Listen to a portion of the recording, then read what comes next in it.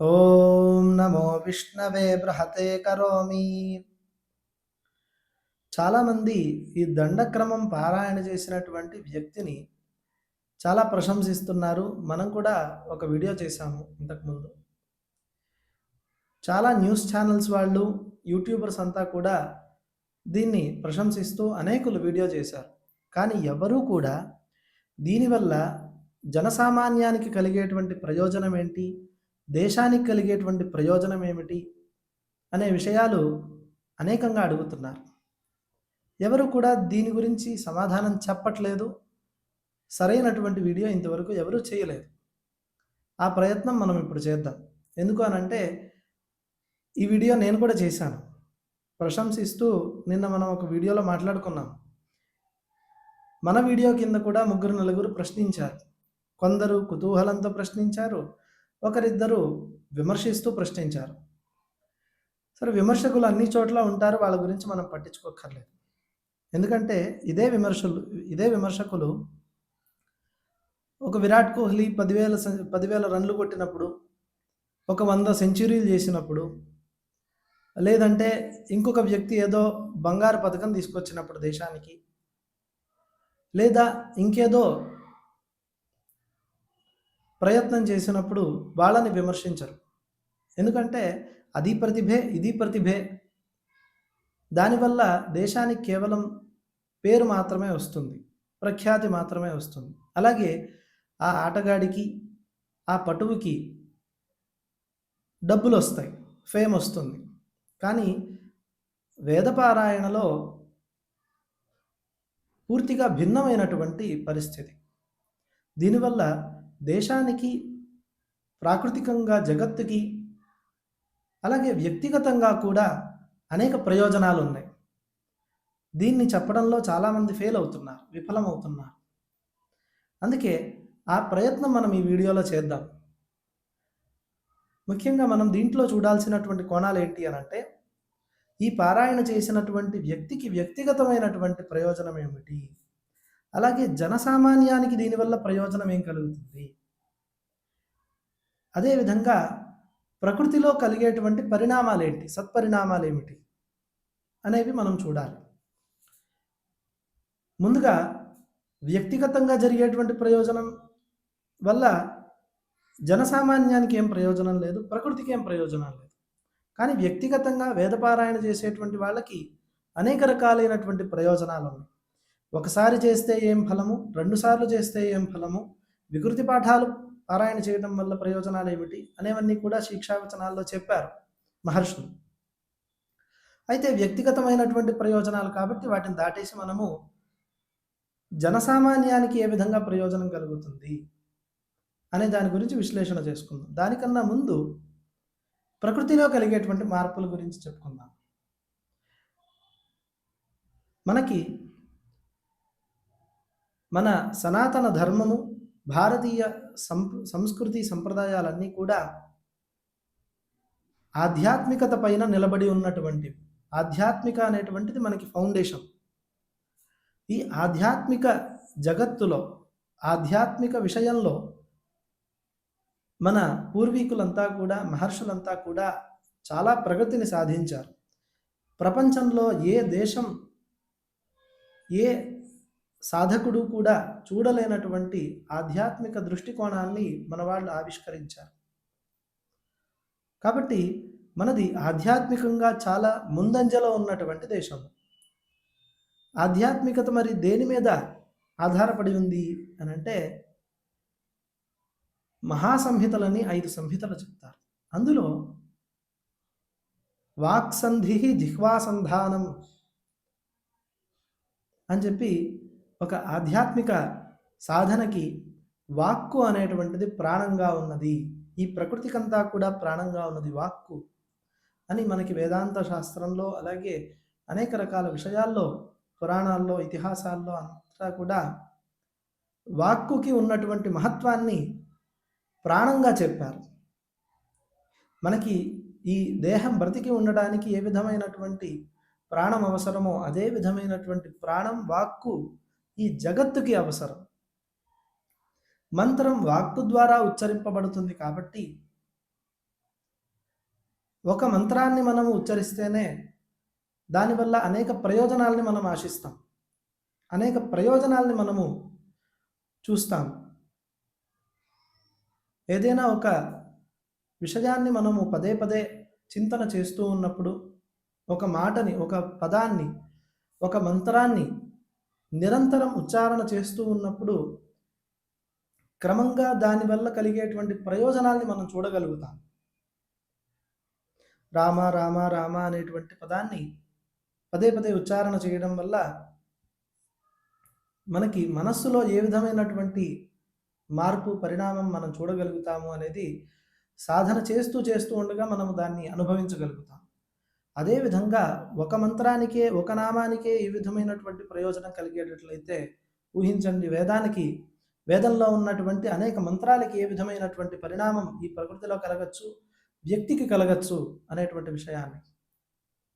ఇదే విషయాన్ని ఒక మహర్షి చెబుతూ అంటారు, యం యం కామం కామయతే తం తం వేదేన సాధయేత్. యం యం కామం కామయతే తం తం వేదేన సాధయేత్. అసాధ్యం నాస్తి యత్కించిత్ బ్రహ్మణో హి ఫలం మహత్ అని చెప్పనంటారు. చూడండి ఎంత అద్భుతంగా ఉంది వాక్యం. ఏ ఏ కోరికల్ని మనం కోరుకుంటామో అవన్నీ కూడా వేదం ద్వారా సాధింపజేసుకోవచ్చు. అసాధ్యం నాస్తి యత్కించిత్. అసాధ్యం అనేటువంటిది ఏదీ లేనే లేదు. వేదం ఇవ్వలేనటువంటిది ఏదీ లేదు. అది కామధేను కల్పవృక్షం కదా, ఏది కోరుకుంటే అది ఇస్తుంది. ఒకరు మన వీడియో కింద కమెంట్లో కూడా ఒకరు ఒక విచిత్రమైనటువంటి ప్రశ్న, ఒక విచిత్రమైనటువంటి ఉదంతంతో దాన్ని ముడిపెడుతూ అడిగారు, విమర్శ చేస్తూ. ఏమండి, మీ బేపనోళ్ళంతా కూడా ఆహా ఓహో అంటున్నారు ఈ విషయాన్ని చూసి, దీనివల్ల జనసామాన్యానికి కలిగే ప్రయోజనం ఏంటి, దేశానికి కలిగే ప్రయోజనం ఏంటి, వీళ్ళేం దేశాన్ని ఉద్ధరిస్తారు? ఇదే రామకృష్ణ పరమహంస వారి కాలంలో ఒక వ్యక్తి 15 సంవత్సరాలు ఒక విద్యని అభ్యసించి వచ్చాడట. అతను వాయుస్తంభన విద్యని అభ్యసించి వచ్చి ఆయన ముందర ఒక నది దాటి చూపించాట. ఆయన అన్నారట, ఇదే 10 పైసలు ఇస్తే వాడు పడవ వాడే దాటించేవాడు కదా, దానికోసం నువ్వు 15 ఏళ్ళు ఎందుకు వేస్ట్ చేసుకున్నావు అని అడిగాడు. అతను నది దాటి చూపించాడు కాబట్టి అలా అన్నారు, అక్కడ పడవవాడు ఉన్నాడు కాబట్టి ఆ మాట అన్నారు. వాస్తవానికి పడవ లేదనుకోండి, అప్పుడు పరిస్థితి ఏంటి? అలాగే ఇప్పుడు ఏదో ఉన్నట్టుండి హఠాత్తుగా ఏదో సమస్య వచ్చింది, 100 మందిలో వీడొక్కడే వాయుస్తంభన విద్య వచ్చినటువంటి వాడు, వీడి వల్ల సమాజానికి ప్రయోజనం కలుగుతుంది అని అంటే వీడిని విమర్శించడం దేనికి? వీడి వల్ల ఏదో ఒక ఆపత్తు తప్పుతుంది అని అన్నప్పుడు ఆ విద్యే కదా, విద్యకి ఎప్పుడైనా విలువ ఉంటుంది, విద్య వల్ల ఎప్పుడూ కూడా ప్రయోజనం కలిగి ఉంటుంది. అన్ని చోట్ల అది ఉపయోగపడకపోవచ్చు కదా. ఇప్పుడు ఉదాహరణకి ఏదో ఒక విషయాన్ని డెవలప్ చేశారు, దాంట్లో ఒక సమస్య వచ్చింది, ఆ సమస్యని పరిహారం చేయగలిగినటువంటి ఒక నిష్ణాతృత్వం, ఒక స్కిల్ ఒక వ్యక్తి దగ్గర ఉన్నది. అది ఎవరికీ ప్రయోజనం లేదు, ఎప్పుడూ ప్రయోజనం లేదు, కానీ ఆ సమస్య వచ్చినప్పుడు దాన్ని పరిహారం చేసేటప్పుడు కావాలి కదా. కాబట్టి విద్య అనేదానికి ఎప్పుడూ కూడా విలువ లేకుండా ఉండదు. ప్రతి విద్యకి విలువ ఉంటుంది, ప్రతి విద్యకి గుర్తింపు అనేది ఉంటుంది. అదేవిధంగా ఇక ఈ విషయానికి వస్తే దానికి దీనికి అసలు పొంతనే లేదు. వాయుస్తంభన విద్య అనేటువంటిది ఒక విద్య, దాన్ని సాధన చేయడానికి చాలా కృషి కావాలి, సిద్ధులు కావాలి. అలాగే ఇవన్నీ ఎలాగా అనంటే కొన్ని సంవత్సరాల పాటు కృషి చేస్తే కానీ ఒక సిద్ధి రాదు మనకి. కానీ ఒక సిద్ధి పొందడానికి మనం చేసేటువంటి ప్రయత్నంలో అనేక సిద్ధులు పొందేటువంటి యోగ్యతను మనం పొందుతాం. ఆ యోగ్యత రావడానికి మనకి ఇంతకాలం పడుతుంది. ఆ 15 సంవత్సరాలు సాధన చేసి వాడు సిద్ధించుకున్నటువంటి విషయాన్ని వాడు తర్వాతి కాలంలో మరిన్ని సాధనలు వాడు సిద్ధింపజేసుకోవచ్చు తొందరగానే. కానీ అది ఒక్కటి సిద్ధి అవ్వడానికే చాలా కాలం పట్టేసింది వాడికి కదా. కాబట్టి ఈ విధంగా మనం విమర్శ చేయకూడదు. వేదాధ్యయనం చేసినటువంటి వాళ్ళకి అనేక రకాలైనటువంటి ప్రయోజనాలు వారి ద్వారా ప్రకృతికి ఉంటాయి. ఎలాగా అనంటే మంత్రానికి ఆ విధమైనటువంటి శక్తి ఉంటుంది. అనేక మంత్రాలని మనము ఉపాసన చేసేటప్పుడు, అనేక మంత్రాలని మనము ఉచ్చారణ చేసేటప్పుడు ప్రకృతిలో ఒక విధమైనటువంటి సాంద్రత కలుగుతుంది. ఒక విధమైనటువంటి సత్పరిణామం అక్కడ వ్యాపిస్తుంది. ఎలాగా అంటే మనం ఇప్పుడు ఒక వ్యక్తితో మనం మాట్లాడుతున్నాం. ఆ వ్యక్తిలో సత్పరిణామం కలగచ్చు, దుష్పరిణామం కలగచ్చు. అది మన వాక్కుని బట్టి ఉంటుంది. మనం మాట్లాడే మాట తీరుని బట్టి ఉంటుంది. ఇప్పుడు నేను ఇక్కడ కూర్చొని మంచి విషయం చెప్తున్నాను అనుకోండి, మీ మనస్సులో సత్పరిణామం కలుగుతుంది. అదేవిధంగా ఇక్కడ కూర్చొని నేను చెడు మాటలు మాట్లాడుతూ ఉంటే మీ మనస్సులో ఒక రకమైనటువంటి వికారం కలుగుతుంది. ఇది ఎలా సిద్ధి అవుతోంది అనంటే శబ్దం వల్ల. ఆ శబ్దమే ఈ జగత్తు రూపంలో ఉంది. శబ్ద గుణకం ఆకాశం. ఆకాశం ఎక్కడైతే వ్యాపించి ఉంటుందో అక్కడ శబ్దం ఉంటుంది. శబ్దం అంటే ఏమిటి? ప్రకాశం. ఆకాశం అంటే దానికి అంతటా వ్యాపించి ఉన్నటువంటి వెలుగు అనేటువంటి ఒక అర్థం. అటువంటి అర్థం కలిగినటువంటి ఆకాశము శబ్దగుణం కలిగి ఉన్నది, శాబ్దిక గుణం కలిగి ఉన్నది. ఆ శబ్ద రూపంలోనే వేదమంతా కూడా ఉన్నది. శబ్దం ఎక్కడుంటుందో వేదం అక్కడ ఉంటుంది. వేదం ఎక్కడ ఉచ్చరింపబడుతుందో అక్కడ శబ్దంలో పరిణామం కలుగుతుంది. సాధారణంగా సౌండ్ ఎనర్జీ అనేటువంటిది ఒకదాన్ని మనకి ఒక ఫీల్డ్ ఉంది. సైంటిఫిక్ ఫీల్డ్లో సౌండ్ ఎనర్జీ అనేటువంటి ఒక ఫీల్డ్ ఉంది. ఆ సౌండ్ ఎనర్జీ వల్ల మన బ్రెయిన్ వేవ్స్లో కలిగేటువంటి పరిణామాలు ఏమిటి, అలాగే సౌండ్ ఎనర్జీ వల్ల ప్రకృతిలో కలిగేటువంటి పరిణామాలు ఏమిటి అనేటువంటి అనేక విషయాలు చాలామంది పరిశోధనలు చేసి వాటి యొక్క థియరీస్ అన్నీ కూడా మనకి ఇంటర్నెట్లో లభ్యంలో ఉన్నాయి. చదవాలనుకున్న వాళ్ళు, ఉత్సాహం ఉన్నవాళ్ళు చదవచ్చు. వాటి మీద కూడా విమర్శ చేయొచ్చు, తార్కికమైనటువంటి విమర్శ చేయొచ్చు. కేవలం మూర్ఖత్వంతో కూడినటువంటి విమర్శలు కాదు, తార్కికమైనటువంటి విమర్శలు చేయాలి. ప్రతి ఒక్కరికి కూడా ఈ విషయం తెలుసుకోవాలి అనేటువంటి ఆసక్తి ఉండాలి తప్ప ఈ విషయాన్ని మనం నిర్వీర్యం చెయ్యాలి అనేటువంటి దృక్పథంతో ప్రయత్నం చేయకూడదు. దానివల్ల వాడిని వాడే కోల్పోతున్నాడు, వాడిని వాడే నష్టపరుచుకుంటున్నాడు. అంతేకాకుండా సమాజంలో ఉండేటువంటి ఒక సత్పరిణామాన్ని వాడు నాశనం చేస్తున్నాడు. కనుక వేదపారాయణ వల్ల అనేక రకాలైనటువంటి ప్రయోజనాలు ఉన్నాయి అని మనం ఇంతవరకు చెప్పుకున్నాం. ఇదే మనము వికృతి పాఠానికి కలిగినటువంటి ప్రయోజనాలు ఏమిటి అనే విషయాన్ని కూడా మనం చెప్పుకుందాం. ఎందుకంటే ఇప్పుడు వికృతి పాఠంలోనే కదా అతను పారాయణ చేసింది. కనుక వికృతి పాఠం వల్ల కలిగే ప్రయోజనం ఏమిటి అనంటే,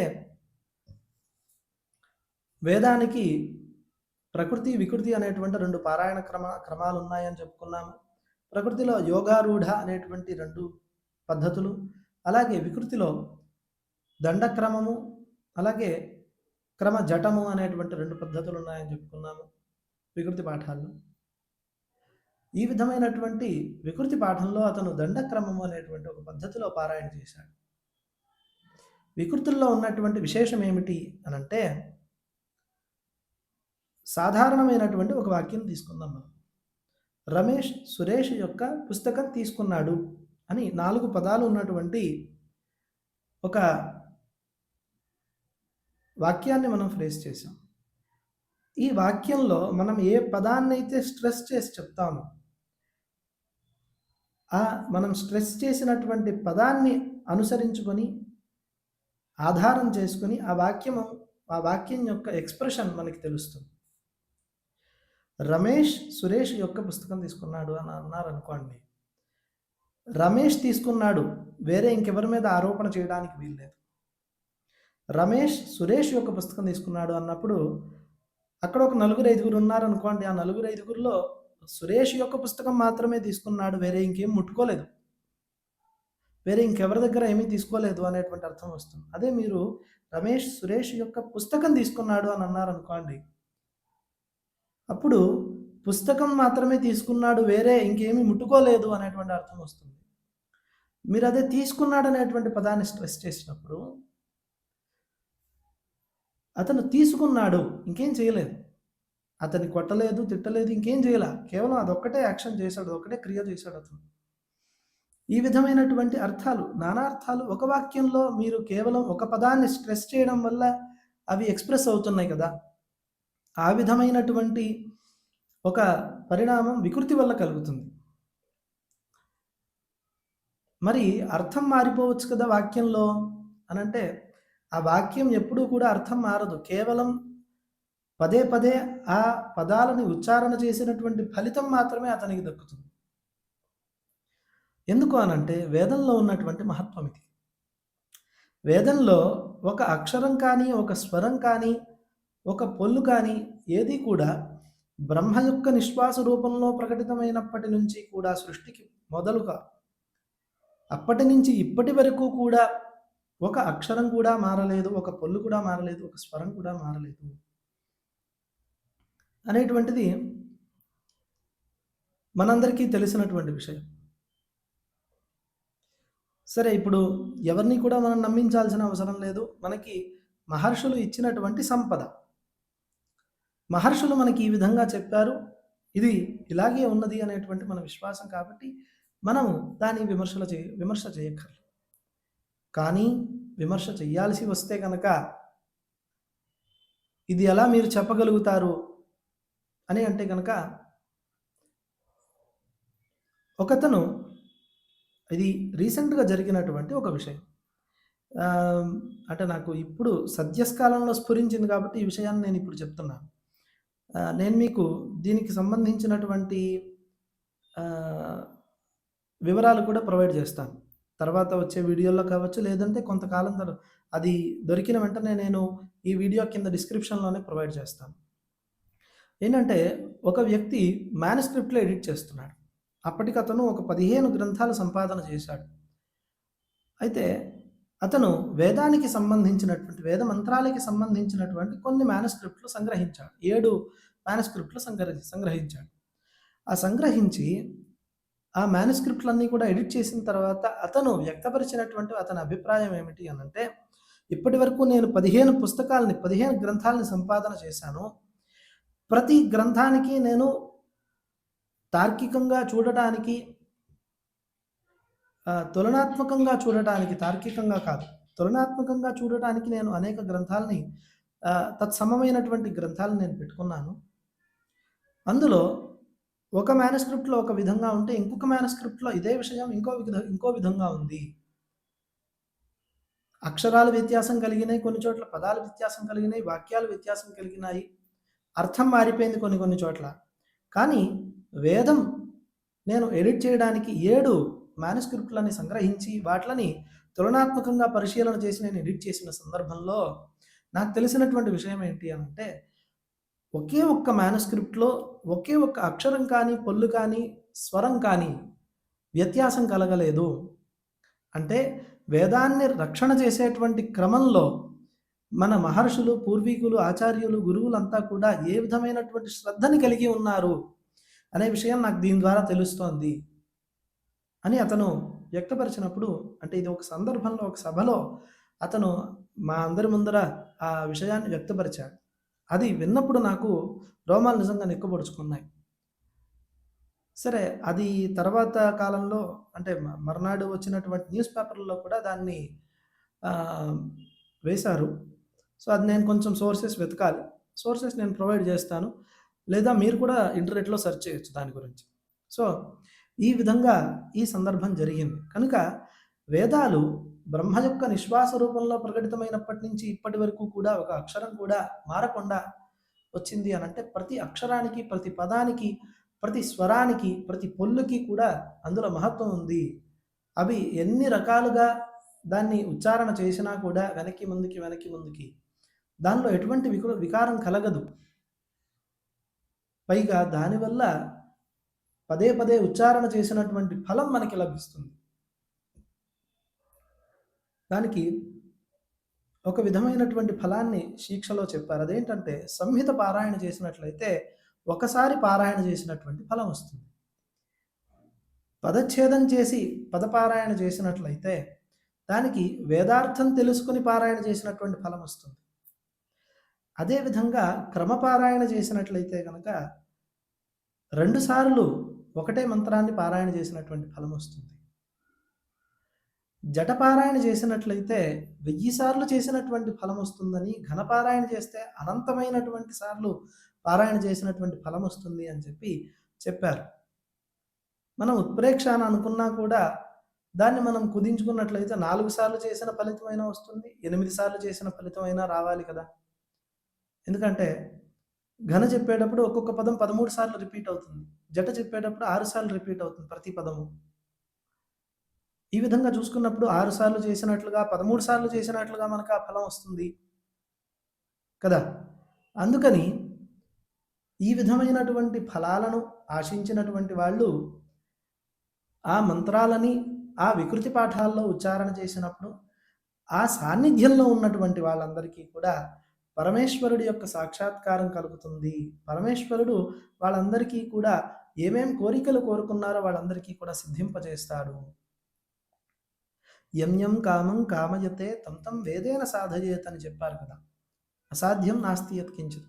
ఎవరెవరికైతే కోరికలు ఉన్నాయో, ఎవరెవరికైతే సంకల్పాలు ఉన్నాయో సిద్ధి కావలసినటువంటివి, వాళ్ళంతా కూడా వేదపారాయణ వినాలి. వేదాలు ఉచ్చారణ చేసే చోట వాళ్ళు ఆ సాన్నిధ్యాన్ని అనుభవించాలి. ఆ మంత్రాలను వింటూ ఆ పరమేశ్వరుడి యొక్క సాన్నిధ్యంలో వాళ్ళు పలకరించాలి. అప్పుడు వాళ్ళ సంకల్పాలన్నీ కూడా సిద్ధిస్తాయి, వాళ్ళ కష్టాలన్నీ తీరిపోతాయి, వాళ్ళ కోరికలన్నీ కూడా సిద్ధిస్తాయి. ఈ విధమైనటువంటి ఫలాన్ని మనకి మహర్షులు చెప్పారు.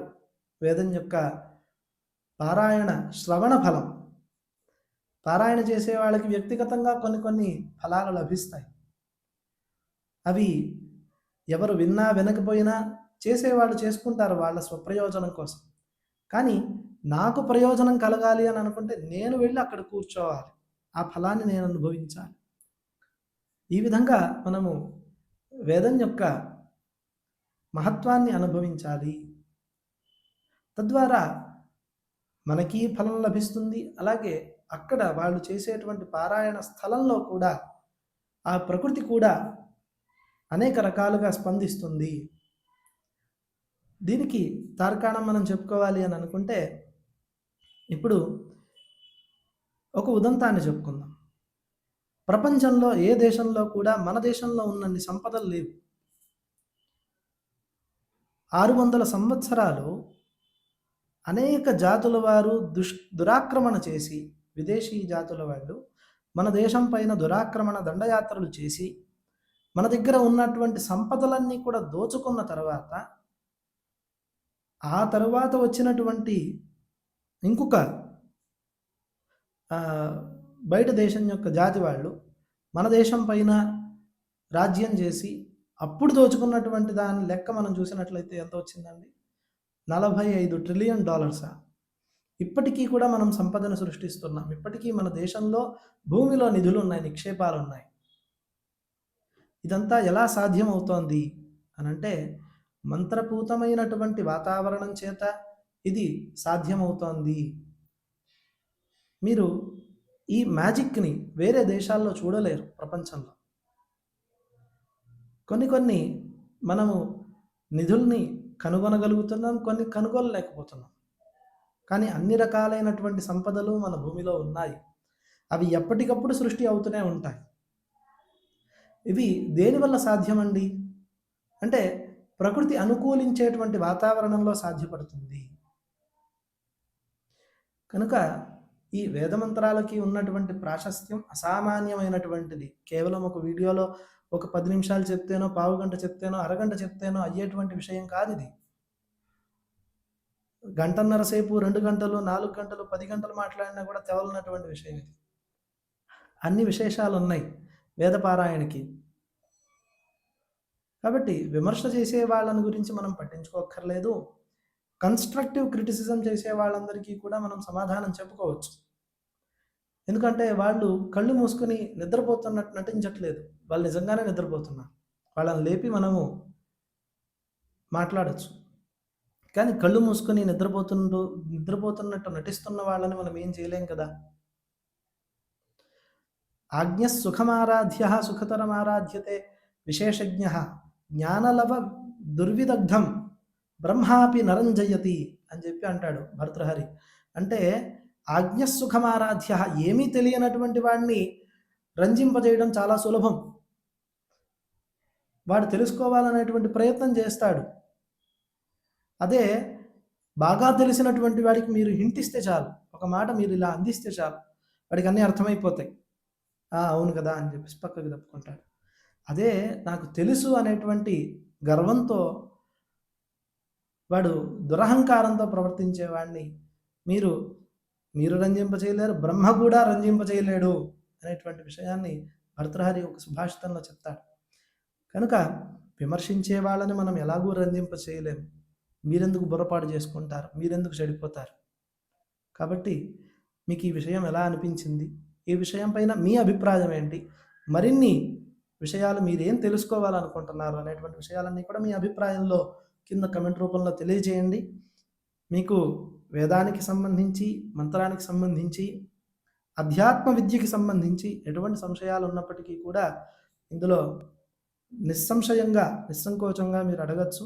వాటి గురించి మనం రాబోయేటువంటి వీడియోల్లో మనం మాట్లాడుకుందాము. జై హింద్. మరొక విషయం నేను చెప్పాలనుకున్నాను ఏంటంటే, దీనివల్ల మనం ఒక విషయాన్ని అయితే మెజర్ చేయగలం. ఏంటంటే, ఇంతకుముందు ఇలాంటి విషయాలు ఎవరూ మాట్లాడేవాళ్ళు కాదు కదా. ఇలాంటి విషయాలపైన ఎవరు కూడా ప్రశంసలు కురిపించేవాళ్ళు కాదు.